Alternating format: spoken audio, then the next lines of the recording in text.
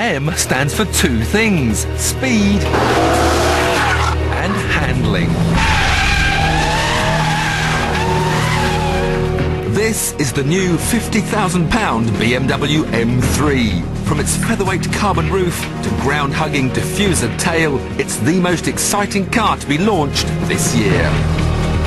Here's where the magic happens. A new, bigger, 4-litre V8 that somehow they've managed to make lighter than the old 6-cylinder engine. It produces 420 horsepower. And if that bothers you, then don't worry, because it's also greener and more economical. Well, a little bit.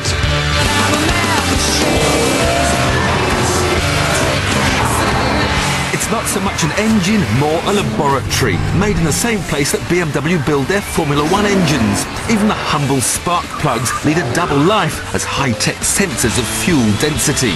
The engine's brain carries out 200 million computations every second, and that's enough to beat Kasparov at chess, making this the most advanced road engine in the world. With 20% more power and 10% more torque, the V8 has given the M3 a somewhat lazier personality. Its power delivery just doesn't seem quite so urgent. But you only need to explore the throttle to reveal the beast within. Got a half throttle, you feel the urgency. Singing, full throttle, and you soar up the hill.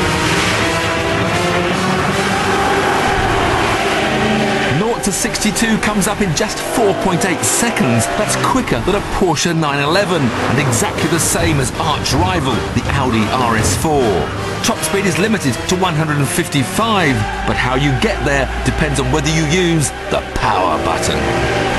Which doesn't actually give you more power, it simply sharpens the throttle response. So if you're sitting there with just half of throttle and you press the button, all of a sudden it accelerates because the throttle movement is now more sensitive.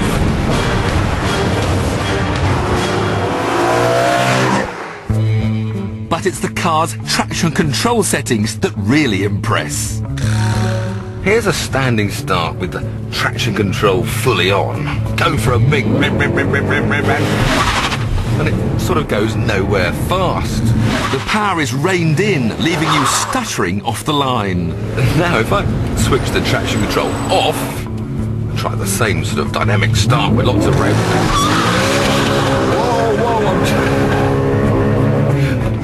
The rear wheels light up like Catherine wheels because there's nothing controlling that mighty engine.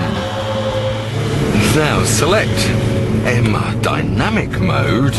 Now go for the big start and it launches you off.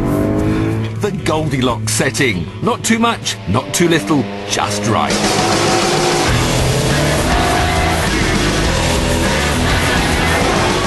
It's amazing how quick the M dynamic mode lets you go without you getting into any trouble at all. Traction control's now becoming a much finer art and not that horrible constant interruption.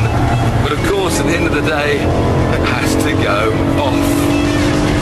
And with a choice of different throttle, damper and steering weight settings, all of which you can program into your handy M button, you can tailor the car's handling to suit. In my case, everything's set to extreme.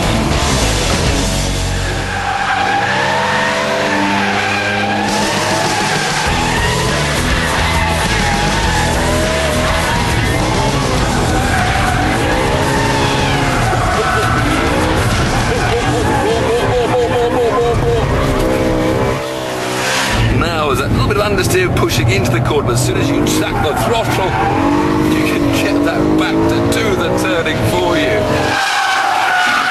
The steering feel as well is getting better now. I go faster. I've got that sport setting on the steering. It's a bit heavier, giving a bit more feedback. I can just feel what the chassis is doing underneath me. Brake-wise, there's a little squeak occasionally because they've slotted in some competition pads for doing lots of laps around this Po-Arnaud circuit. And they're very effective indeed. Cost a little bit more, mind you. The car is just alive in your hands, and a real test of driving skill and fun and enjoyment. The M3 may have grown up a bit from its earlier student days, but under its new, more mature guise, it still relishes the chance of a wild day out.